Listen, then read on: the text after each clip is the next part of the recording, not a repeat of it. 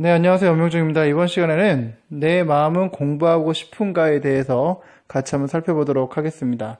여러분들 이미 그 공부 습관에 대해서 이미 생각을 해보면서 어떤 친구는 공부 습관이 잘 든 친구가 있는가 반면에 어떤 친구는 그렇지 않는 경우도 분명히 있었을 겁니다. 근데 중요한 것은 무엇이 그렇게 잘 형성되게 만들고 그렇지 않게 만들었는가. 그것은 결국 여러분들이 공부에 대해서 갖고 있는 감정 상태, 그리고 갖고 있는 그 관점 때문에 그렇다는 것이죠. 그렇다면 그것은 무엇이 있는가? 그 공부의 이유로 나타납니다.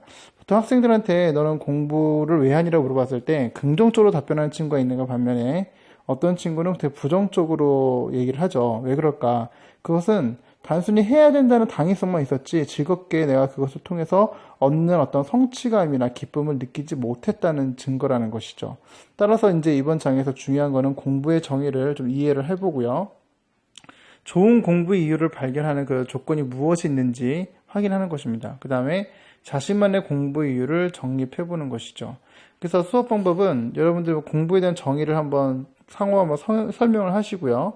그 다음에 공부를 하는 이유에 대해서 코칭 질문을 기초로 답해보고 서로 이야기를 나눠봅니다. 그 다음에 자신만의 공부 이유를 작성하고 그것을 이제 액션 플랜을 작성하도록 돕고 격려하는 것이죠. 그래서 여러분들 먼저 공부의 정의를 먼저 보시면요. 몸을 훈련시켜 세상의 이치를 깨달아 하는 경지라 했습니다. 그래서 중요한 핵심 개념은 깨달아 합니다. 깨달아. 이치의 대상 깨달아. 그러니까 이치라는 건 뭐죠? 사물과 사물 사이에 눈에 보이지 않는 현상에 대한 논리. 이것을 이치라고 얘기를 하는데 그것을 깨달은 것, 일단 무슨 얘기죠? 눈에 보이지 않는 관점이 보였다는 얘기예요. 그러니까 이 깨달음의 관점을 하나씩 더 얹어가서 볼 때마다 세상을 바라보는 관점 역시도, 시야 역시도 좀 더 커지게 되겠죠. 그래서 예전에 그 어른들이 보통 세상을 많이 경험해야 된다. 그 경험만큼 좋은 선생님은 없다라는 얘기를 많이 하는 것은 뭐냐면 결국은 그 깨달음을 통해 가지고 관점을 하나 더 얻기 위함이고 그 관점을 통해서 세상을 바라보는 다양한 시각이 결국은 창의성 그리고 그 친구의 능력과 연결된다고 하는 것이죠. 그래서 공부를 했다는 것을 한마디로 얘기를 뭐냐면 우리는 그것을 깨달았다라고 얘기합니다. 그래서 깨달음이 없으면 우리는 그것을 공부했다고 얘기하지는 않습니다. 그렇다면 공부의 이유는 무엇이 있는가? 긍정적인 공부의 이유와 부정적인 공부의 이유가 있습니다. 그러면 긍정적인 공부의 이유는 뭐가 있느냐? 여러분도 실제로 긍정적인 공부의 이유에 대해서 생각을 할 때 여러분들이 가장 염두에 둘 것은 보통 긍정적으로 표현하는 친구들 같은 경우에는 좀 더 있죠. 보통은 자신의 꿈을 선택하는데 또 자신의 꿈을 이루어가는데 도구가 된다라고 얘기하는 친구가 있고요. 또 어떤 친구들은 보면은 왜 공부하냐 얘기했을 때 그냥 먹고 살려고요. 돈 벌려고요. 이런 어떤 생존에 어떤 입각해가지고 얘기하는 친구들이 있습니다.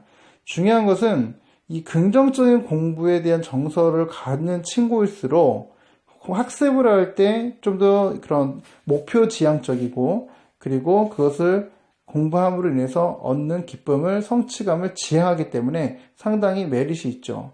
그러나 그렇지 않은 친구들 같은 경우는 그냥 해야 되니까 하는 거예요. 그러니까 해야 되니까 해야 되는 것만큼 그 힘든 것은 없거든요.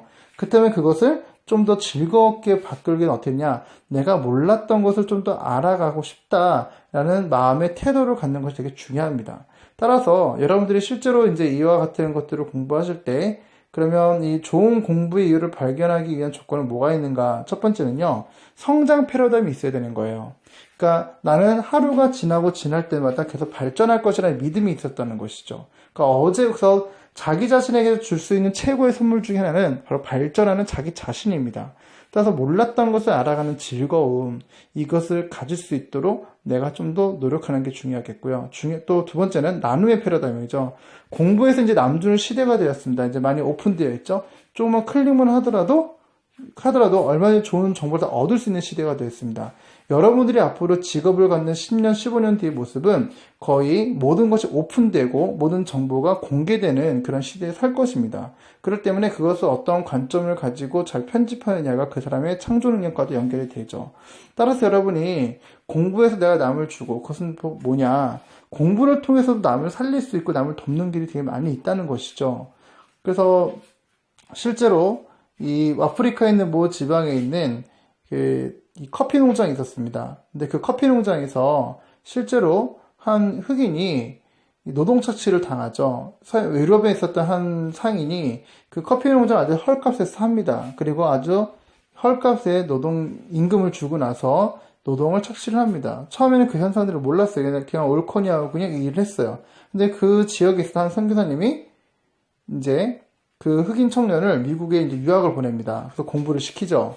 그래서 공부를 하고 돌아왔던 그 흑인은 똑같이 반복됐던 그 노동 현상을 보면서 자신이 좀 더 불합리하다는 사실을 알게 돼서 캠페인을 벌이게 됩니다. 결국은 이제 노동 인권을 좀 더 확보하는 데 많은 도움을 얻었던 사례가 있었습니다. 뭐죠?